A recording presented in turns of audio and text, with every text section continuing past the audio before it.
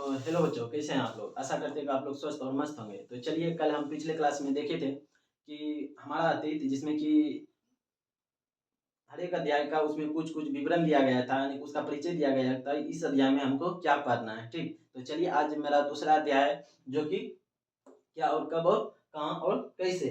तो चलिए, इनको आज पढ़ते हैं। देखिए, सोनी, देखिए 2 फ्रेंड है, 2 सहेली है। एक का नाम है, ये है, 2 फ्रेंड है। एक का नाम सोनी है और दूसरे का नाम पिंकी है। ये आपस में दोनों वार्तालाप करते हैं, बातचीत करते हैं। तो चलिए देखिए, सोनी का सवाल। सोनी अपनी सहेली पिंकी से के साथ टेलीविजन देख रही थी। टेलीविजन पर दिखाया जा रहा था कि मानव धरती पर हजारों साल से रह रहा है। सोनी सोचने लगी और पिंकी से बोली, इतने वर्षों पहले क्या हुआ, यह कोई कैसे जान सकता है? तो पिंकी, जो सोनी को 5 वर्ष से बड़ी थी, पिंकी जो सोनी से 5 वर्ष बड़ी थी, ये जो पिंकी है सोनी से 5 वर्ष बड़ी थी, ठीक, 5 वर्ष बड़ी थी। और इस प्रश्न का उत्तर निम्न तरीके से देना शुरू की। देखिए, सोनी अपनी सहेली पिंकी से के साथ बैठकर टेलीविजन देख रहे थे, ठीक। टेलीविजन में दिखाया जा रहा था कि मानव धरती पर हजारों साल से रह रहा है। तो सोनी सोचने लगी कि पिंकी से बोली, इतने वर्षों पहले क्या हुआ और कोई कैसे जान सकता है? तो पिंकी, जो सोनी से 5 वर्ष बड़ी थी, इस प्रश्न का उत्तर निम्न तरीके से देना शुरू किया। जैसे देखिए, पिंकी ने बताया कि हजारों साल पहले क्या हुआ है, ये कैसे पता लगाएं। कल क्या हुआ था, ये जानने के लिए हम रेडियो या टेलीविजन या फिर अखबार की मदद लेते हैं। और 10 से 20 साल पहले क्या हुआ था, और हम अपने माता पिता, दादा दादी या नाना नानी से जान लेते हैं। लेकिन हजारों वर्ष पहले क्या हुआ था, इसकी जानकारी हम इतिहास से प्राप्त करते हैं। यथा, हमारे पूर्वज कौन थे, कहाँ रहते थे, क्या खाते थे, कैसे कपड़े पहनते थे, अतीत से लेकर वर्तमान तक की जानकारियां इतिहास से मिलती है, ठीक। देखिए, पिंकी जो बताने का कार्य किया सोनी को कुछ इस प्रकार से बताया कि देखो, कल क्या हुआ था, यह जानने के लिए हम लोग रेडियो या टेलीविजन के माध्यम से जान जाते हैं। और 10 से 20 साल पहले क्या हुआ था, ये माता पिता या नाना नानी, दादा दादी के माध्यम से हमें पता चल जाता है। लेकिन 1000 साल पहले क्या हुआ था, उसके बारे में हमें कहाँ से जानकारी मिलती है? तो इतिहास से जानकारी मिलता है, ठीक। अध्ययन का काल निर्धारण कैसे करें? देखिए, अतीत से लेकर वर्तमान के विभिन्न घटनाओं की तिथि क्रमानुसार अध्ययन एवं विश्लेषण के इतिहास के विषय है। इस काम में आसानी के लिए इतिहास के कालखंडों में बांटा गया है। देखिए, अतीत से लेकर वर्तमान के विभिन्न घटनाओं के जो तिथि क्रमानुसार है, वो उनके अध्ययन के लिए विश्लेषण इतिहास का विषय है। इस काम को आसानी के लिए इतिहास को कालखंड में बांटा गया है। सामान्यतः 3 कालखंड निर्धारित किए जाते हैं, प्राचीन, मध्य और आधुनिक। देखिए, इतिहास को सामान्यतः 3 कालखंड में बांटा गया है, जिसमें एक प्राचीन पहला में रहा है, दूसरा मध्य है, तीसरा आधुनिक का। किंतु ये ध्यान रखना आवश्यक है कि ऐतिहासिक प्रक्रिया निरंतर चलती रहती है और ये विभाजन इस प्रक्रिया में कहीं भी बाधा नहीं बनते हैं। प्रत्येक ऐतिहासिक युग की अपनी विशेषताएं होती है। देखिए, भारत में प्राचीन काल मानव जाति के आरंभिक क्रियाकलापों 8वीं शताब्दी के पूर्वार्ध 700 से 700 ईस्वी तक निर्धारित किया गया। देखिए, भारत का जो प्राचीन मानव काल जाति था, उसका आरंभिक क्रियाओं के लिए 8वीं शताब्दी के पूर्वार्ध, उसमें 700 से 750 ईस्वी तक था, निर्धारित किया गया था। इसके आरंभिक चरण पूर्व ऐतिहासिक काल भी कहा जाता है। इसका जो आरंभिक चरण है 700 से 750 तक, जो 8वीं शताब्दी में निर्धारित किया गया था, इसको आरंभिक चरण भी पूर्व ऐतिहासिक काल भी कहा जाता है। क्योंकि इस युग में घटनाओं का कोई क्रमबद्ध लिखित इतिहास उपलब्ध नहीं था। इस काल में मनुष्य ने आग एवं पहियों का उपयोग सीखा। इस काल में जो है, आरंभिक ऐतिहासिक काल में मनुष्य ने क्या सीखा था? तो पहियों और खेती और एवं पशुपालन सीखा था, ठीक।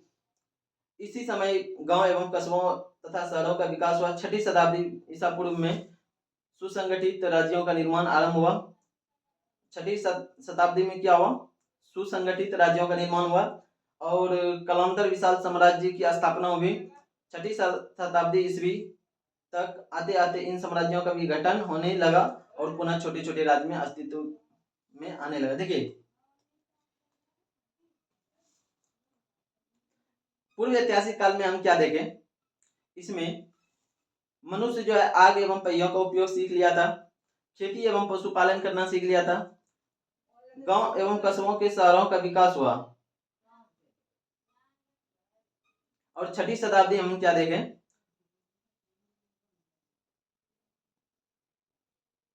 छठी शताब्दी में हम देखें सुसंगठित राज्यों का निर्माण आरंभ हुआ और कालांतर में विशाल साम्राज्य की स्थापना हुई। तो चलिए आगे देखिए, 8वीं शताब्दी में क्या हुआ था? 8वीं शताब्दी में मध्य 750 ईस्वी तक ये राज्य धीरे धीरे कमजोर पड़ने लगे, परंतु व्यापार एवं नगरों के फिर से विकास हुआ। 11वीं शताब्दी में हम 11वीं शताब्दी तक नए सैन्य साधन, उन्नत उत्पादन तकनीक का विकास हुआ। इस्लाम के माध्यम से नई विचारधारा का भारत आगमन हुआ और पुनः भारत में विशाल साम्राज्यों का गठन संभव हुआ। देखिए, 11वीं शताब्दी में क्या हुआ था? नए सैन्य साधन का, उन्नत उत्पादन तकनीक का विकास हुआ था और इस्लाम के माध्यम से नई विचारधारा भारत में आगमन हुआ था। पुनः भारत विशाल साम्राज्य से गठन संभव हुआ। संस्कृति एवं सामान्य भी हुआ और सामाजिक साम्राज्य की स्थापित हुआ। यह प्रक्रिया 18वीं शताब्दी के पूर्वार्ध में पुनः पतनशील अवस्था में आ गई। इसी के साथ दूसरा प्रमुख काल मध्यकाल के अंत हुआ। इसी के साथ दूसरा जो प्रमुख काल जो था वो मध्यकाल का अंत हुआ। आधुनिक काल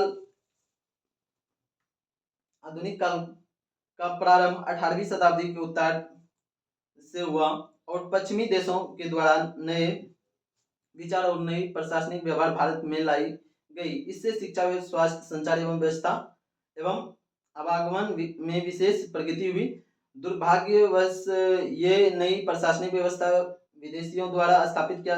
दुर्भाग्य यह था इसमें आधुनिक काल में प्रारंभ 18वीं शताब्दी के उत्तर और पश्चिमी देशों के द्वारा जो नई विचारधाराएं आए थे और नई प्रशासनिक व्यवहार भारत में जो लाई गई थी, इससे शिक्षा एवं स्वास्थ्य, संचार एवं आवागमन विशेष प्रगति हुई। लेकिन दुर्भाग्य यह रहा कि नई प्रशासनिक व्यवस्था में विदेशियों द्वारा स्थापित किया। ये जो नई जो प्रशासनिक व्यवस्था जो स्थापित किया था वो विदेशियों के द्वारा स्थापित किया गया था।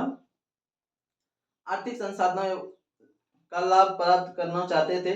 इस व्यवस्था को उपनिवेशवाद कहते हैं। देखिए, ये जो अंग्रेज जो नई प्रशासनिक व्यवस्था को द्वारा स्थापित किया गया था, इसमें आर्थिक संसाधनों का लाभ प्राप्त करना चाहते थे। कौन? अंग्रेज करना चाहते थे।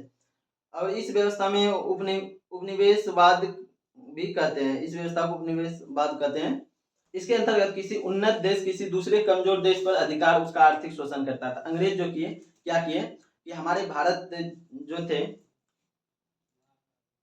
वो किसी उन्नत देश या दूसरे कमजोर देश यानी दूसरे कमजोर देश पर अधिकार कर आर्थिक शोषण करता था, उसका लाभ उठाता था। स्वाभाविक था कि भारतीयों एवं इसके विरुद्ध एक चेतना जगी और 19वीं शताब्दी में उत्तरार्ध से भारत के औपनिवेशिक सत्ता के विरुद्ध राष्ट्रीय आंदोलन सक्रिय हुआ, जो सत्य एवं अहिंसा के सिद्धांतों पर प्रेरित रहा। सन 1947 में भारत को आजादी मिली थी। हमारे भारत को अंग्रेजों से कब आजादी मिली? तो सन 1947 में भारत को आजादी मिली थी और एक नया संविधान बना।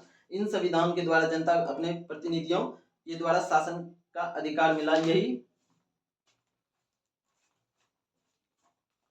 काल भारत का आधुनिक इतिहास का प्रतिनिधित्व करता है। देखिए, हमारे जो भारत को अंग्रेजों से आजादी मिली थी वो कब मिली थी? सन 1947 को भारत को आजादी मिली थी और नई संविधान बना था।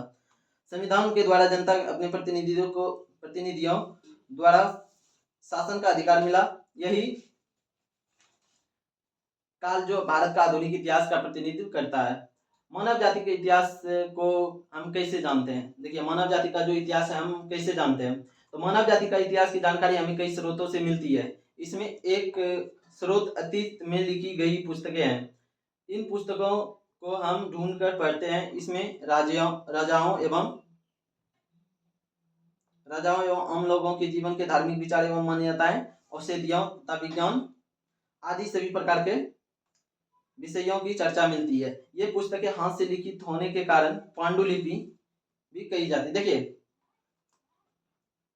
क्या हुआ, राजाओं और आम लोगों के जीवन के धार्मिक जो विचार, जो मान्यताएं थे, औषधियों तथा विज्ञान आदि सभी प्रकार के विषयों की चर्चा मिलती है। ये पुस्तकें हाथ से लिखित होने के कारण पांडुलिपि भी कही, जो हाथ से लिखा, पांडुलिपि हाथ से लिखा जाता है, याद रखिए हाथ से लिखी गई लिपि पांडुलिपि कहलाते हैं। जो पुस्तकें हाथ से लिखी हो उस होने के कारण वो पांडुलिपि कहलाती थी। ये पांडुलिपि प्राय ताड़पत्रों अथवा भोजपत्रों पर लिखी मिलती है। देखिए पांडुजी लिपि जो मिलता था उस समय ताड़पत्रों या भोजपत्रों पर लिखी मिलती थी। बहुत सी पांडुलिपि अब नष्ट हो चुकी है, बहुत सी जो पांडुलिपि थी अब नष्ट हो चुकी है। कुछ पुस्तकालय एवं संग्रहालयों में सुरक्षित है। जैसे पटना के पुस्तकालय जाइएगा तो पटना के खुदाबख्श लाइब्रेरी एवं पालीगंज स्थित भरतपुरा एवं गोपाल नारायण सिंह सार्वजनिक पुस्तकालय ऐसी अनेक पांडुलिपियां सुरक्षित। देखिए कुछ ऐसा जगह है जो कि अभी पांडुलिपि सुरक्षित है। जैसे देखिए पटना के जो खुदाबख्श लाइब्रेरी है वहां जाइएगा तो आपको पांडुलिपि देखने को मिलेगा। पालीगंज स्थित भरतपुरा जाइएगा तो वहां आपको पांडुलिपि देखने को मिलेगा। गोपाल नारायण सिंह सार्वजनिक पुस्तकालय में भी आपको पांडुलिपि की सुरक्षित रखी गई है। संग्रहालय और अन्य संस्थाओं में भी आप पांडुलिपि देख सकते हैं। आप या तो संग्रहालय या अन्य संस्थाओं में भी आप पांडुलिपि को देख सकते हैं। इसके अतिरिक्त लिखित स्रोतों में अनेक महाकाव्य, कविताएं एवं नाटक आदि है। इनमें से कई संस्कृत भाषा में भी लिखे गए हैं, जबकि अन्य प्राकृतिक तमिल और कन्नड़ आदि में लिखे हैं। पांडुलिपि जो लिखा गया था इनमें कई संस्कृत भाषा में भी लिखे गए हैं, जबकि और अन्य जो है प्राकृतिक तमिल और कन्नड़ भाषा में आदि में लिखे गए। देखिए ताड़पत्रों पर लिखी गई पांडुलिपि और अभिलेख चट्टान पर खोद के जो लिखते हैं उसको अभिलेख कहते हैं, और ताड़पत्रों पे लिखी गई पांडुलिपि देखिए कुछ इस प्रकार से होता था। ये देखिए चट्टान पे लिखा गया है खोद के, जो मेरा अभिलेख हुआ, और ये देखिए ताड़पत्रों पे लिखी गई पांडुलिपि कुछ इस प्रकार से था। हम अतीत की जानकारी अभिलेखों से भी प्राप्त करते हैं, और हम जो अतीत की जानकारी अभिलेखों से भी प्राप्त करते हैं। अभिलेख पत्थर अथवा किसी सतहों पर नुकीले औजारों द्वारा उत्कीर्ण किए जाते। देखिए हम अतीत की जानकारी अभिलेखों से भी प्राप्त करते हैं। अभिलेख जो है पत्थर अथवा धातु की सतहों पर नुकीले औजारों द्वारा उत्कीर्ण किए जाते हैं। देखिए अभिलेख जो है पत्थरों पे किसी धातु के मदद से और थोड़े से चोट मार के नुकीले औजारों से उत्कीर्ण करते थे, लिखते थे।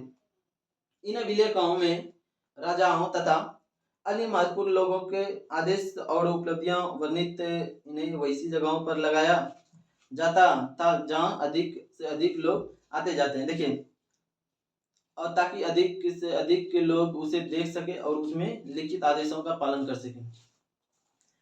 ये जो अभिलेख जो लिखे जाते थे इन अभिलेखों को राजाओं के अन्य महत्वपूर्ण लोगों के आदेश और उपलब्धियां वर्णित, इन्हें वैसी जगहों पर लगाया जाता था, लिखता था जहां की अधिक से अधिक लोग आते जाते हैं, ताकि वो अधिक से अधिक लोग आए और जाएं ताकि उसको देख सके उस लिपि को, ठीक लिखा हुआ अभिलेख को। इसके अतिरिक्त अतीत में बनाई गई एवं इस्तेमाल में लाई गई वस्तुओं के माध्यम से भी हम अतीत की जानकारी प्राप्त करते हैं। देखिए अतीत का जानकारी हम इसके माध्यम से भी प्राप्त करते हैं, जो कि अतीत में बनाई गई जो इस्तेमाल जो में लाई गई वस्तुएं जो थी उनके माध्यम से भी हम अतीत की जानकारी प्राप्त करते हैं। ऐसी वस्तुओं पत्थर एवं ईंट से बनी इमारतों के अवशेष, औजार, हथियार, बर्तन, आभूषण, मूर्तियां, चित्र एवं और सिक्के आदि आते हैं। देखिए कुछ ऐसी वस्तुएं हैं जो कि जैसे हो गया पत्थर एवं ईंट से बनी इमारतों का के अवशेष, औजार, हथियार हो गया, बर्तन हो गया, आभूषण हो गया, मूर्तियां हो गई, चित्र होगा और सिक्के आदि भी आते हैं। ये वस्तुएं पुरातत्व स्रोत के रूप में जानी जाती है, अर्थात ये काफी प्राचीन होने के कारण इनके अवशेषों को जमीन के की खुदाई कराकर प्राप्त किया जाता है। पुरातत्व वस्तुओं का अध्ययन करने वाला व्यक्ति पुरातत्वविद कहलाता है। देखिए ये जो वस्तुएं तो ये पुरातत्व स्रोत के रूप में जानी जाती है, क्योंकि ये काफी प्राचीन होने के कारण इनके अवशेषों को जमीन की खुदाई कराकर प्राप्त करते हैं, इसलिए इसे पुरातत्व वस्तुओं का अध्ययन करने वाले जो व्यक्ति होते हैं वो पुरातत्वविद कहलाते हैं। जैसे देखिए सिक्का और मोहर हो गया और मिंड भांड हो गया। देखिए मिंड भांड, देखिए सिक्का और मोहर कुछ इस प्रकार से उस समय चलता था, ठीक। और देखिए ये मिंड भांड मतलब हो गया घड़ा, इसको घड़ा हम कहते हैं मिंड भांड का अपनी भाषा में। पुरातत्व वस्तुओं में जानवरों, पक्षियों एवं मछलियों की हड्डियां भी मिलती थी। पुरातात्विक जो वस्तुओं में जानवरों एवं पक्षियों एवं मछलियों की हड्डियां भी मिलती थी, जिससे कि अनुमान लगाया जाता है कि अतीत में किस प्रकार से जीव पाए जाते हैं। अनाज एवं कपड़ों के भी अवशेष प्राप्त हुए हैं, जिससे पता चलता है कि अतीत में लोगों के पास खाने के लिए कौन कौन से अनाज थे और लोग किस प्रकार से कपड़े पहनते थे। डॉक्टर स्पूनर ने पटना के कुम्हार नामक स्थान की खुदाई द्वारा चंद्रगुप्त मौर्य की राजमहल के स्तंभ निकाले। देखिए डॉक्टर स्पूनर ने पटना के जो कुम्हार नामक स्थान था उसको खुदाई के द्वारा चंद्रगुप्त मौर्य का राजमहल के स्तंभ निकाले। डॉक्टर स्पूनर ने जब कुम्हार नामक स्थान को खुदाई करवाया तो उसमें क्या चंद्रगुप्त मौर्य के राजमहल के स्तंभ निकले थे। इस खुदाई में सोने के बेलों के टुकड़े प्राप्त हुए। इससे मध्य साम्राज्य की समृद्धि एवं भव्यता पर प्रकाश पड़ता है। तो देखिए क्वेश्चन आ सकता है कि चंद्रगुप्त मौर्य के ताजमहल का स्तंभ किसने कुम्हार नामक स्थान की खुदाई कर चंद्रगुप्त मौर्य की राजमहल स्तंभ निकाले थे, तो डॉक्टर स्पूनर ने निकाले थे। इस तरह से पांडुलिपि एवं अभिलेखों, सिक्कों तथा पुरातत्व से संबंधित अन्य स्रोतों के आधार पर पुरातत्वविद एवं इतिहासकार अतीत के अध्ययन करते हैं और इन्हीं स्रोतों के माध्यम से वो अतीत की व्याख्या करते हैं। जैसे देखिए सिक्के शासकों द्वारा जारी किए जाते हैं। सिक्के जो उस समय जो जारी किया जाता था, उस समय सिक्के शासकों द्वारा जारी किया जाता है, जिस पर कि राजकीय चिन्ह एवं धार्मिक चिन्ह या कोई लिपि अंकित होती थी। सिक्कों का अध्ययन मुद्रा शास्त्र कहलाता है। सिक्कों का जो अध्ययन कहलाता है वो मुद्रा शास्त्र कहलाता है।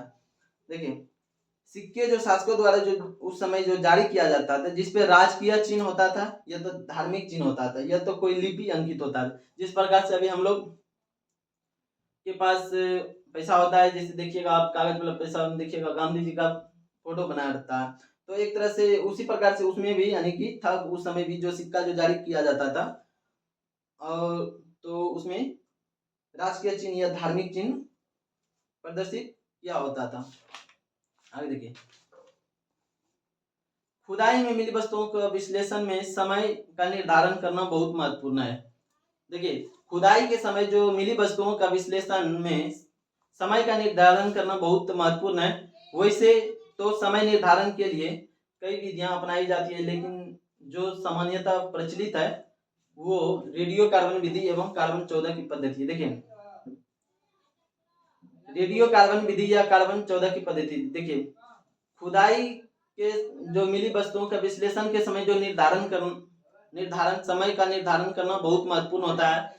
तो समय निर्धारण के लिए जो विधियां अपनाई जाती है, लेकिन वह सामान्यतः प्रचलित जो है वो है रेडियो कार्बन विधि या तो कार्बन 14 विधि। ठीक याद रखिए रेडियो कार्बन विधि। देखिए अब क्या होता है, रेडियो कार्बन विधि क्या होता है, तिथि निर्धारण की ये काम भौतिक शास्त्री करते थे। तिथि निर्धारण का जो काम करता था ये भौतिक शास्त्री करते थे। सारी वस्तुओं में एक प्रकार का रेडियोधर्मी पदार्थ होता था जो कार्बन 14 कहलाता था। देखिए सभी वस्तुओं में एक प्रकार का जो है रेडियोधर्मी पदार्थ होता था जो कि कार्बन 14 कहलाता है। रेडियोधर्मी वे पदार्थ होते हैं जिनमें से निश्चित दर में छोटे छोटे कण निकलते हैं। रेडियोधर्मी वे पदार्थ होते हैं जिसमें कि निश्चित दर पे एक छोटे छोटे कण निकलते हैं। जब मनुष्य, पशु या पौधा जिंदा होते हैं तब वो बाद उसे खो पशु जिंदा होते हैं तब जिस मात्रा में वह वायुमंडल के कार्बन 14 लेते हैं उसी मात्रा में रेडियोधर्मिता के कारण मरने के बाद उसे खो देते हैं। देखिए कहते हैं जब मनुष्य या पशु या पौधा जिंदा होते हैं तब वह जिस मात्रा में वायुमंडल से कार्बन 14 लेते हैं उसी मात्रा में रेडियोधर्मिता के कारण मरने के बाद उसे खो देते हैं। जब कोई मर जाता है तब वह वायुमंडल से कोई कार्बन 14 नहीं लेता है। यद्यपि यह इसे एक निश्चित दर पर खोता रहता है। भौतिक शास्त्री इसे कार्बन 14 की मात्रा का पता लगाकर उस जीव की आयु निश्चित करते हैं। देखिए भौतिक शास्त्री जो है इसी निहित कार्बन 14 की मदद से पता लगाता है कि जीव की आयु निश्चित कर पाते हैं। तिथियां का मतलब, देखिए तिथियों का मतलब क्या है। प्राचीन काल में हमारे देश में तिथियों का गणना विक्रम संवत और संवत के आधार पर होती थी, लेकिन अब पूरे विश्व में एक मानक के रूप में तिथियों की गणना मुख्यतः ईसाई धर्म प्रवर्तक ईसा मसीह के जन्म की तिथि से की जाती है। देखिए अब जो पूरे विश्व में एक मानक के रूप में तिथियों की गणना मुख्यतः ईसाई धर्म के प्रवर्तक ईसा मसीह के जन्म की तिथि से की जाती है। इसमें ईसा मसीह के जीवन को शून्य वर्ष माना जाता है। ईसा मसीह के जो जीवन है वो शून्य वर्ष माना जाता है। उनके जन्म के पूर्व सभी तिथियां के आगे अंग्रेजी में बीसी, उनके जो ईसा मसीह के जन्म के पूर्व जो सभी तिथियां जो आगे है अंग्रेजी वो बीसी यानी कि बिफोर क्राइस्ट बोलते हैं हिंदी में, और नहीं अंग्रेजी में बीसी बिफोर क्राइस्ट बोलते हैं और हिंदी में ईसा पूर्व बोलते हैं, अर्थात ईसा पूर्व लिखते हैं। इसी प्रकार से ईसवी की शुरुआत उनके जन्म के वर्ष से है। जैसे यदि कहीं 2009 ईस्वी है तो एडी यानी एनो डोमिनी लिखा देखते हैं। इसका तात्पर्य ईसा मसीह के जन्म के बाद 2009वें वर्ष से। इसी प्रकार यदि वही 2500 ईसा पूर्व लिखा हुआ मिलता तो इसका अर्थ है कि ईसा मसीह के जन्म 2500 वर्ष पहले समय। तिथि निर्धारण, देखिए इसमें क्या गया है, ईसा मसीह का जो जीवन वो शून्य वर्ष माना गया है। जन्म पूर्व तिथियां आगे अंग्रेजी में बिफोर यानी बीसी जो लिखते हैं बिफोर क्राइस्ट होता है, हिंदी में इसको ईसा पूर्व कहते हैं। अर्थात इसी प्रकार से ईस्वी की शुरुआत हुई। पहले अभी ना हम लोग जानते हैं इतना ईस्वी हुआ, इनका जन्म किस ईस्वी में हुआ, 2001 में हुआ, 2009 में हुआ, कुछ इस प्रकार से हम लोग जानते हैं। पहले ऐसा नहीं होता था। देखिए कुछ इस प्रकार से उनके जन्म के वर्ष से, जैसे यदि कहीं 2009 ईस्वी एडी मतलब होता है एनो डोमिनी लिखा देखते हैं। इसका तात्पर्य होता है कि मसीह के जन्म के बाद 2009 वर्ष से। और इसी प्रकार से यदि वहीं ईसा पूर्व लिखा हुआ मिलता है तो इसका अर्थ होता है कि ईसा मसीह के जन्म के 2500 वर्ष पहले का समय।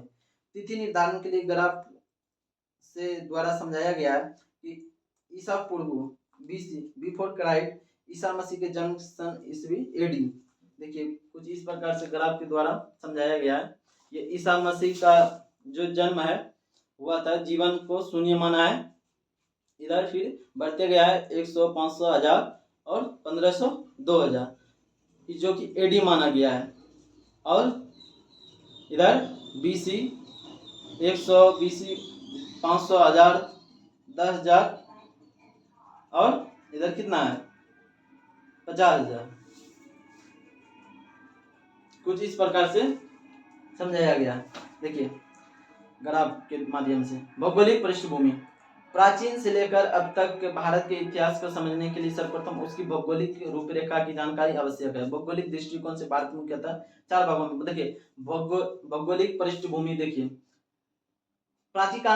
प्राचीन काल से लेकर अब तक की भारत के जो इतिहास को समझने के लिए सर्वप्रथम उसकी भौगोलिक रूपरेखा को जानकारी आवश्यक है। भौगोलिक दृष्टिकोण से भारत को मुख्यतः 4 भागों में बांटा गया। कौन कौन भागों में, देखिए उत्तर के पर्वतीय प्रदेश जो कि तराई के जंगलों से प्रारंभ होकर हिमालय के शिखर तक फैले हुए हैं, इसमें कश्मीर, कांगड़ा, कुमायूं और सिक्किम के प्रदेश सम्मिलित हैं। दूसरा जो है मेरा भाग है, उत्तर का मैदान अपनी उपजाऊ भूमि और अधिक पैदावार के लिए प्रसिद्ध है। इसमें सिंधु, गंगा, यमुना और सहायक नदियों की सिंचाई का काम होता है। इस देशों में सार्वजनिक उपजाऊ क्षेत्र है। देखिए पहला जो उत्तर के पर्वतीय प्रदेश जो कि तराई जंगलों से प्रारंभ होकर हिमालय के शिखर तक फैला हुआ है, इसमें जैसे हो गया कश्मीर हो गया मेरा, कांगड़ा हो गया, कुमायूं हो गया, सिक्किम हो गया, अन्य प्रदेश इस प्रकार से थे। और दूसरा भाग जो मेरा है, उत्तर के मैदान से जो अपनी उपजाऊ भूमि से अधिक पैदावार के लिए प्रसिद्ध है, इसमें जैसे सिंधु, गंगा, यमुना और सहायक नदियों की सिंचाई में काम होता है। ये देश सार्वजनिक उपजाऊ क्षेत्र है। कौन कौन से देश, ये देश सार्वजनिक उपजाऊ है, उत्तर के मैदान की जो अपनी उपजाऊ भूमि है, ठीक। और तीसरा जो भाग मेरा है, दक्षिण के पठार के अंतर्गत उत्तर में नर्मदा एवं ताप्ती नदी बहती है। इस भाग में विंध्य तथा सतपुड़ा की पहाड़ियों है जो उत्तर भारत को दक्षिण भारत तक करती है। चौथा जो मेरा भाग है, सुदूर दक्षिण के मैदान में गोदावरी, कृष्णा तथा कावेरी उपजाऊ डेल्टा पर वाले प्रदेश मिले हैं। फिर आगे देखिए, भारतीय उपमहाद्वीप के उत्तरी सीमा पर स्थित पर्वत श्रृंखला भारतीय उपमहाद्वीप को पश्चिमी तथा मध्य एशिया से अलग करते हैं, लेकिन इन पर्वतों को अनेक दर्रे रास्ते जैसे खैबर, बोलब, गोमल दर्रा, इन दर्रों के माध्यम से भारत के संपर्क अफगानिस्तान तथा ईरान से बना रहता है। दर्रे पहाड़ियों के बीच सक्रिय रास्ते होते हैं। भारतीय उपमहाद्वीपीय के उत्तर पश्चिमी क्षेत्र में ही मेहरगढ़ जैसे स्थान है, जहां लगभग 6000 ईसा पूर्व में लोगों ने सबसे पहले गेहूं तथा जौ जैसी फसलों को उपजाना प्रारंभ। देखिए भारतीय उपमहाद्वीप के उत्तर पश्चिमी क्षेत्र में मेहरगढ़ जैसे स्थान है, जहां लगभग 6000 ईसा पूर्व में लोगों ने सबसे पहले गेहूं तथा जौ जैसी फसलों को उपजाना आरंभ किया था। भेड़, बकरी तथा गाय, बैल जैसे पशुओं एवं पालतू बनाना शुरू किया था। उत्तर पश्चिम क्षेत्र में सिंधु एवं इसकी सहायक नदियां बहती है। सहायक नदियां आगे चलकर एक बड़ी नदी में मिल जाती है। लगभग 4700 से 2500 ईसा पूर्व साल पहले इन्हीं नदियों के किनारे नगरीय सभ्यता का विकास हुआ। उपमहाद्वीप के उत्तर पूर्व में गारो खासी जनजातियां, मिसमी और नागा पहाड़ियां हैं। इन पहाड़ियों के नाम पर ही यहाँ के आदिवासी मानव समूह की पहचान होती है। देखिए उपमहाद्वीप उत्तर पूर्व की जो गारो खासी जनजातियां, मिसमी और नागा पहाड़ियां हैं, इन्हीं पहाड़ियों के नाम से ही यहाँ के आदिवासी मानव के समूह को पहचाना जाता था। भारतीय उपमहाद्वीप के बीच विंध्य पर्वत विभाजक रेखा है। देखिए भारतीय उपमहाद्वीप के बीच जो विंध्य पर्वत है वो विभाजक रेखा है। विंध्य के दक्षिण एवं ब्रह्मगिरी स्थल लगभग 3000 साल पहले लोगों को महापाषाणी संस्कृति का निर्माण किया था। महापाषाणी संस्कृति में मृतक को दफनाकर उसे चारों तरफ बड़े बड़े पत्थरों गाड़ दिए जाते थे। देखिए विंध्य के दक्षिण जो ब्रह्मगिरी स्थल पर लगभग 3000 साल पहले लोगों ने महापाषाणी संस्कृति का निर्माण किया था। महापाषाणी संस्कृति, महापाषाणी का तात्पर्य यह होता है कि महापाषाणी संस्कृति में मृतक का जो दफना कर उसके चारों तरफ बड़े बड़े पत्थरों से गाड़ दिए जाते थे। विंध्य पहाड़ियों के उत्तर पूर्व एवं ब्रह्मपुत्र की नदी पश्चिम गंगा एवं उसकी सहायक नदियां बहती है।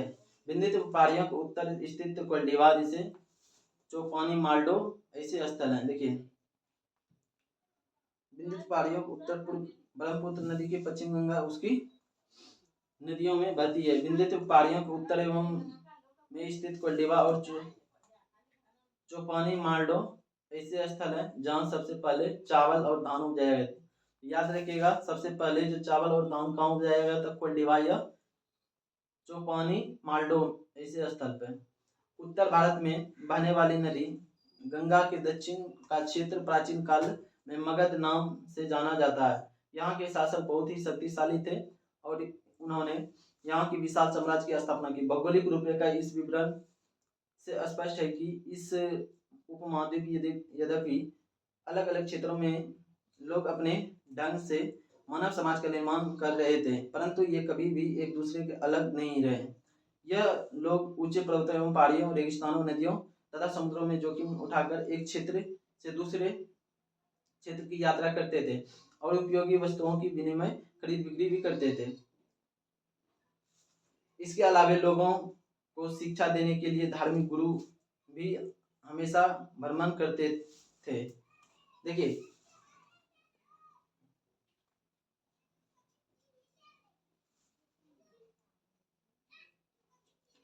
ये लोग जो ऊंचे पर्वतों एवं पहाड़ियों के रेगिस्तानों एवं नदियों जैसे समुद्रों में जोखिम उठाकर रहते थे और दूसरे क्षेत्र की यात्रा भी करते थे। इस वस्तुओं का विनिमय का आदान खरीद बिक्री भी करते थे। इसके अलावा लोगों को शिक्षा देने के लिए एक धार्मिक गुरु भी हमेशा भ्रमण करते रहते थे।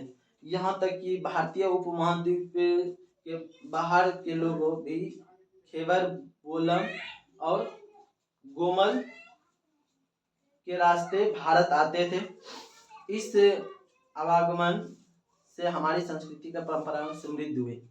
देश का नाम हम अपने देश के लिए प्राय इंडिया तथा भारत जैसे नामों से प्रयोग करते हैं। जैसे देखिए हम लोग अपने देश का जो प्राय इंडिया तथा भारत जैसे नामों से प्रयोग करते हैं। इंडिया शब्द का इंडिस से निकला है, तो यदि पूछा जाए इंडिया शब्द कहाँ से निकला है तो इंडस से निकला है और जिससे संस्कृत में सिंधु कहा जाता है, जिसमें संस्कृत में उसको सिंधु कहा जाता है। लगभग 2500 वर्ष पहले उत्तर पश्चिम की ओर से आने वाले ईरानियों और यूनानियों ने सिंधु को हिदोस अथवा इंडोस कहा तथा इस नदी के पूर्व स्थित भूमि प्रदेश को इंडिया कहा। फारसी में यही शब्द को हिंद एवं हिंदुस्तान जैसे नामों की उत्पत्ति का कारण था। इसी तरह से दूसरी मान्यता के अनुसार इस देश का नाम भारत नामक मानव के समूह के नाम पर पड़ा। देखिए भारत जो हमारा देश का नाम पड़ा था वो भारत नामक मानव के समूह के नाम से पड़ा है, जो कि उत्तर पश्चिम क्षेत्र में रहते थे। इसका उल्लेख ऋग्वेद लगभग 1500 ईसा पूर्व से मिलता है। अतः प्राप्त स्रोतों से साक्ष्य एवं आधार पर आप प्राचीन भारत के इतिहास को आगे अध्यायों में पढ़ेंगे। प्राचीन काल में भारत में मानव जीवन कैसा था, प्रारंभिक समाज कैसा था, इसका क्रमिक विकास कैसा हुआ और ये सब आप अगले अध्याय में पढ़ेंगे। तो देखिए कुछ वस्तुनिष्ठ प्रश्न ऑब्जेक्टिव है तो उनको देख लेते हैं। जैसे देखिए मनुष्य, पशु और पौधे के अवशेष की प्राचीनता का निर्धारण किस विधि से करते थे, तो आपको बताया थे कार्बन 14 की पद्धति से। उत्तर भारत के दक्षिण भारत से कौन से पर्वत अलग करती थी, विंध्य पर्वत अलग करती थी। चावल का प्राचीन प्रमाण कहाँ मिला था, कोल्डिवा या चौपानी माल्डो में। तो इसमें ऑप्शन है कोल्डिवा, तो कोल्डिवा मारना है। खाली स्थानों को भरें तो देखिए डैश क्षेत्र के अधीन विशाल साम्राज्य की स्थापना हुई, तो छोटी क्षेत्र के अधीन विशाल साम्राज्य स्थापना हुई। भौगोलिक दृष्टिकोण से भारत डैश से विभाजित किया गया था, तो 4 भागों में विभाजित किया गया था भारत। डैश ने कुमारनामा का स्थान की खुदाई कर, कुमारनामा की खुदाई किसने किया करवाया था, तो डॉक्टर स्पूनर ने। आधुनिक काल का प्रारंभ डैश से हुआ था, आधुनिक काल का जो प्रारंभ हुआ था 18वीं से हुआ था। और देखिए डैश क्षेत्र के महापाषाणी संस्कृति का निर्माण हुआ, तो दक्षिण में महागिरी क्षेत्र में महापाषाणी संस्कृति का निर्माण हुआ था। मिलान करने वाला है निम्नलिखित सम्मिलित एवं जैसे देखिए खासी क्या था, एक जनजाति था।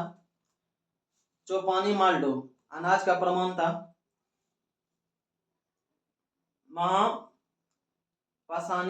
संस्कृति ये दक्षिण भारत में एक सांस्कृतिक प्रथा था। भारत बड़ा साम्राज्य ये मगध का था। प्रथम बड़ा साम्राज्य मगध का था। ठीक, चलिए देख लिए कुछ प्रश्न था तो समाप्त हुई। अब नेक्स्ट अध्याय को हम लोग पढ़ेंगे। अध्याय दूसरा मेरा समाप्त हुआ। क्या, कब और कहाँ, कैसे। नेक्स्ट वीडियो में मिलते हैं।